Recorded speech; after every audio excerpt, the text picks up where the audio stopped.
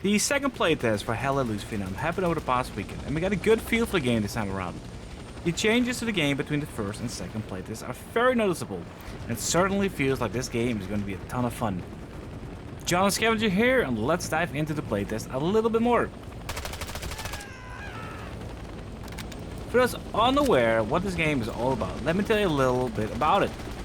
The game is a large-scale tactical shooter set in the Vietnam War era. This is the second game in the Hallelujah franchise, with the previous game set in World War II. Instead of a fast-paced arcade action, it's all about teamwork, communication, and surviving brutal firefights where every life matters. Dense jungles, authentic weapons, helicopters, and asymmetrical warfare make every match feel tense and unpredictable. This is a game where success will come from working as a squad, coordinating attacks and adapting to the environment rather than running in solo.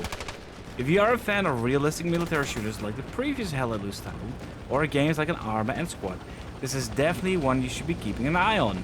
I have covered this game before in a previous video, which will be linked in the description. Now, the game has improved tons since the first playtest, and it's a great thing that the developer has listened to the feedback and pushed the release back to August 13th. The game is not running the best just yet, with some known issues in the build acknowledged by the developers ahead of time. A big one was the microphone turning robotic, which can be a bit problematic for a game relying heavily on communications between the commander, squad leads and squads amongst each other. The issue for the robotic voice apparently is due to the fact that the studio had moved to a different system for the in-game VoIP, and are now working together with the companies involved to resolve the issues. So hopefully, by launch time, this is a non-issue. The other problems all relate to the performance, user interface, and overall graphics and stability. Even though the game has leaped forward in improvement, it certainly is not the best it can be. These are issues that are hopefully fully resolved by the time the game fully launches. Beyond that, there are the occasional glitches and bugs that any game can have. What I experienced myself were certain objects not loading in, which made it appear enemies were a clear shot, but an invisible wall blocked all the shots. There were also invisible towers that made it appear my teammates were floating in the air.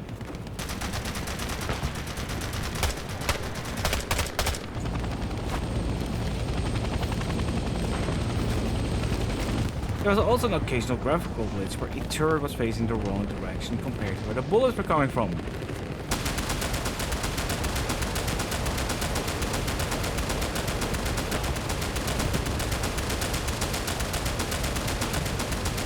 These things, I would imagine, are not too hard to fix, and they are certainly not holding me back from buying the game.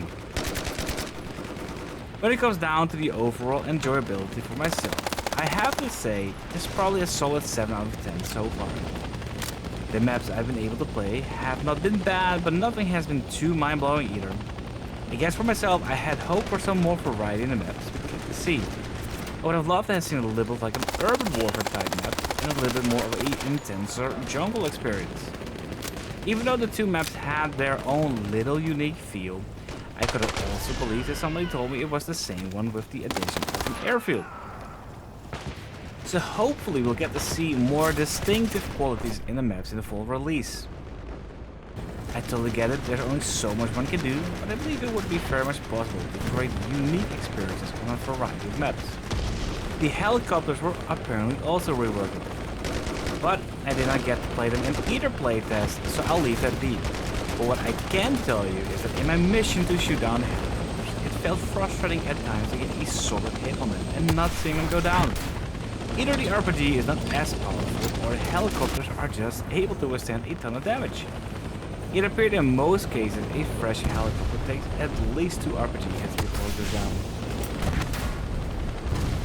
Oh my god, nice! The overall boots on ground war feels solid. You move through the dense jungle and often get into combat with people extremely close to you. Moving slow and listening to the sounds around are extremely important to find success. At first I ran for the jungle often, and that just ended in dying just as often. So thank you for that, CCR, I guess. Adapting a slower playstyle turned into a success, and felt like the team and myself were able to cover more ground from point to point while we were looking to capture them. The only thing that I still find is missing are the traps from the era. It feels like it's a must to get something in there at some point. It would be a little bit tricky to balance, I suppose, but leaving it all out just seems wrong. We also have a tunnel system in the game for the NVA, and that also feels a little bit overpowered, even with a rework this time around. I think it could slap on another 5 seconds easily, and it's still being quite powerful to use. So, to sum it all up, the game still has a little work to do, but it has made such a significant change with the improvements to the last playtest, and I will be looking to get this game myself. We are getting a Hell Let Loose with new mechanics, a slightly faster gameplay, and improved visuals. I will still be going back to the original Hell Let Loose because I love the World War II era. It has its own character with the setting and weaponry from that time. So tell me, did you guys play the game and are you going to get it on release date, or will you wait a little longer for it?